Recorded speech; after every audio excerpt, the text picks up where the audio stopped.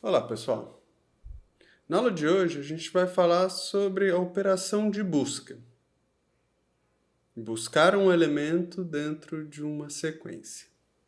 A gente viu na aula passada que uma sequência era um conjunto de elementos de um mesmo tipo que estão organizados de uma maneira linear. Cada elemento tem a sua posição dentro da sequência. Nós temos o primeiro elemento, o segundo elemento, o terceiro elemento e assim por diante.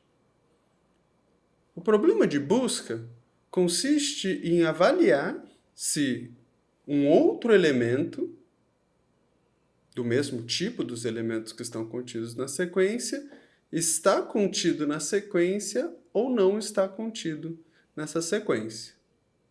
Então, com isso, a gente já pode tirar uma definição do problema. A definição do problema, ela define quais são as saídas possíveis de um problema, qual a resposta que você pode esperar da solução de um problema, e ela define quais são as condições que levam a cada uma dessas respostas.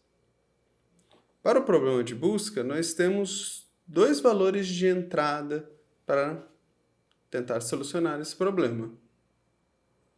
O vetor, que a gente vai tentar buscar o elemento lá dentro, e o elemento chave, o elemento de referência, que é aquele que a gente vai tentar achar, encontrar dentro da nossa sequência. Então vamos dar uma olhadinha de como que é a definição do nosso problema de busca. Nessa versão do problema de busca que a gente vai trabalhar, as saídas possíveis são verdadeiro e falso. Verdadeiro caso o elemento que a gente busca se encontra dentro da sequência. E falso caso o elemento que a gente está buscando não se encontre dentro da sequência.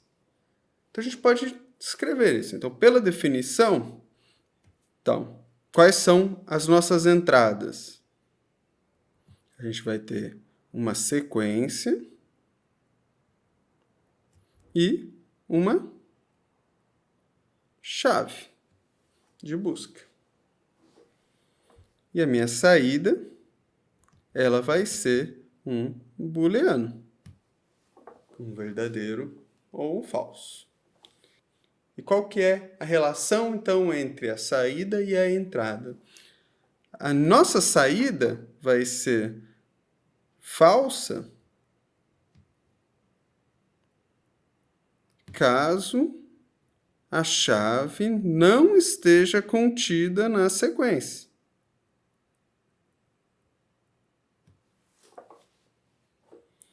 E ela vai ser verdadeira caso a chave esteja contida na sequência. Então, essa é uma definição da operação que a gente quer realizar. Veja que eu não estou falando ainda de implementação, eu estou apenas dizendo quais são. Eu estou apenas dizendo o que eu espero de entrada para a realização dessa operação e o que eu espero de saída dessa operação. E qual a relação entre a entrada e a saída. É isso que a gente chama de definição deste problema. A gente diz que uma instância de um problema é quando eu tenho um vetor específico e uma chave específica que eu quero encontrar. E para cada instância eu vou ter uma solução diferente que vai ser relacionada com aquela instância, com o vetor e com a chave que eu estava buscando. Então vamos ver uma instância desse problema. Então uma instância desse problema seria uma sequência. Então eu posso ter uma sequência que seria algo do tipo... E eu teria também uma chave, que eu vou representar aqui pelo x. E a minha operação, ela vai me retornar um booleano recebendo como entrada, como uma instância, a sequência e o x.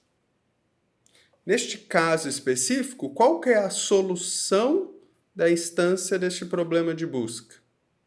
Veja, nós temos que a chave de busca é o elemento 1, e na minha sequência eu encontro o elemento 1.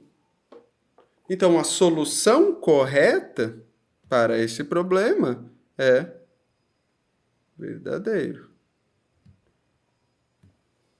pois o 1 está contido na sequência.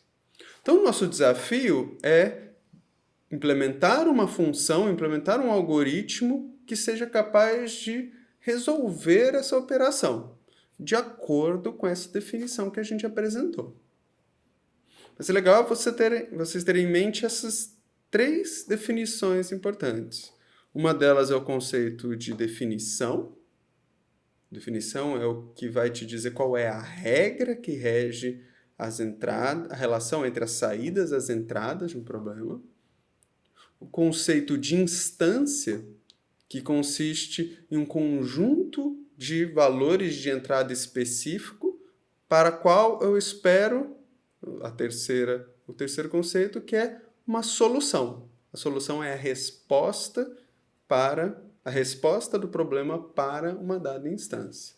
Esses conceitos vão ser importantes quando a gente começar a discutir como avaliar as diferentes implementações dessas operações. A gente vai voltar com mais detalhes em outro vídeo. Então, vamos ver como que nós podemos implementar a operação de busca em uma sequência? No vídeo anterior, a gente falou sobre a implementação de um tipo abstrato de dados sequência na forma de uma estrutura de dados vetor ou arranjo. A gente viu que um vetor é um bloco de memória contínuo. E na implementação de uma sequência utilizando esse vetor, a gente fez um mapeamento direto das posições dos elementos na sequência para as posições dos registros nesse vetor. Então, é só olhar como fica. Se a gente tem um vetor, que é um bloco de memória, cada um com seu endereço, o que a gente precisa para representar esse vetor é um apontador para a primeira posição, que a gente vai usar um caractere. E eu preciso também uma informação sobre o número de elementos que contém dentro desse vetor. Então, a gente vai chamar o vetor de V e a gente vai chamar esse número de elementos de N. Então, vamos ver uma instância específica, apenas para ilustração. Então, aqui eu vou ter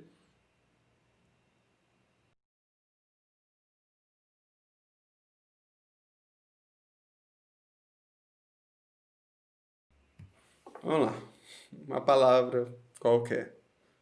Veja, o primeiro elemento da sequência, ele se encontra na primeira posição do vetor.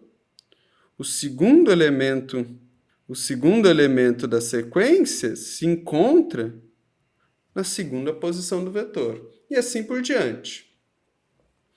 Aqui vemos que temos mais posições do que eu estou utilizando. Isso é pelo fato de que o vetor precisa ser alocado como um bloco contínuo. Então, normalmente, você vai alocar um espaço maior do que o espaço que vai ser utilizado.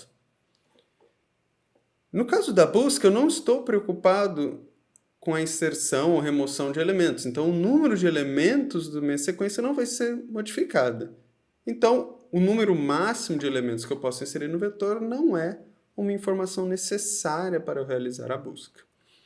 Mas aqui o que é importante para mim é saber qual é a minha primeira posição, que vai estar armazenado no ponteiro V, e também qual é o número de elementos que estão inseridos nesse vetor.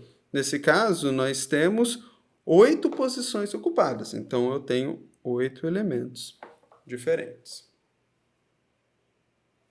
Então, agora para implementar a nossa função de busca, eu preciso o quê? Eu preciso passar para a minha função a referência para esse vetor e também dizer qual é o elemento que eu estou buscando. Então, além desses 2 valores, eu vou ter também um valor que é o meu x, que é a chave de busca que eu estou procurando. Então, qual que é a cara da função que a gente tem que implementar?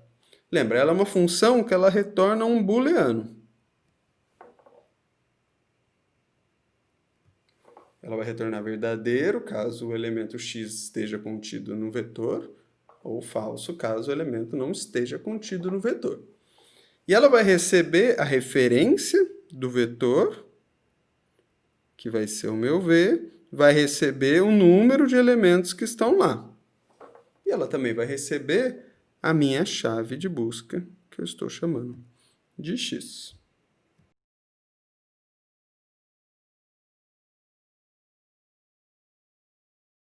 Legal, né? Então, na implementação das operações dessas estruturas de dados, o que eu preciso fazer é implementar essa função, esse cabeçalho de função que eu estou apresentando, de uma maneira que a resposta seja adequada para aquela definição do problema que a gente já discutiu. Então, vamos ver como fazer isso. Nós vamos avaliar dois algoritmos diferentes que resolvem exatamente o mesmo problema. Esses dois algoritmos utilizam informações sobre o meu espaço de busca, isso é, sobre o meu vetor, para facilitar o processo de busca. Mas como que é realizado esse processo de busca? Então vamos olhar com mais detalhe esse processo de busca. Vamos considerar primeiro um problema de busca que não é numa sequência, é um problema de busca em um espaço de registros genérico, em que eu não tenho uma indexação, um endereçamento bem definido. Um exemplo clássico disso é o jogo da memória. No jogo da memória, você dispõe de várias cartas em uma mesa sem muita referência de posição. E o desafio que você tem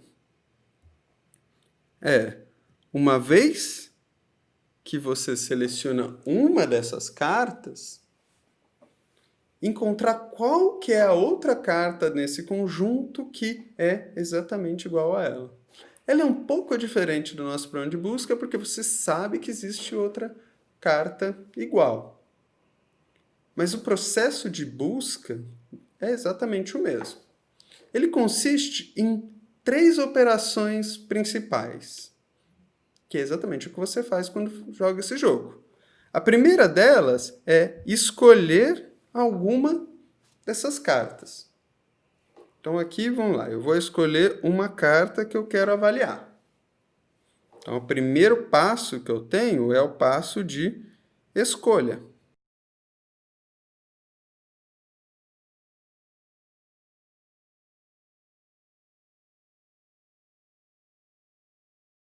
O segundo passo que eu tenho é o processo de identificar, acessar qual é a identidade dessa carta. No jogo de cartas é virar a carta de ponta cabeça. Aí eu posso avaliar qual é a figura que está lá dentro. Então esse segundo passo é o passo de acesso. E o terceiro passo consiste em comparar qual é o valor que está armazenado nesse registro, ou nessa carta, com o valor de referência, que é a minha chave. Que nesse caso aqui, eles não são iguais. Então eu tenho que eles não são o mesmo valor. E essa operação eu chamo de comparação. Nesse caso, a comparação vai me retornar falso. Então, qual que é o processo? O que eu tenho que continuar fazendo para tentar encontrar essa carta? No jogo normal, você perde a vez e o próximo vai continuar olhando. Mas imagina que você está jogando sozinho ou que voltou a sua vez. Você vai realizar o mesmo processo, mas você vai agora escolher uma outra carta, uma outra posição. Então você vai repetir essas 3 operações em sequência. Escolher uma carta, ou escolher um registro de memória, escolher alguma posição na sequência, acessar qual é o conteúdo dessa posição e comparar o conteúdo com a referência. Então, essas três operações elas vão entrar num loop.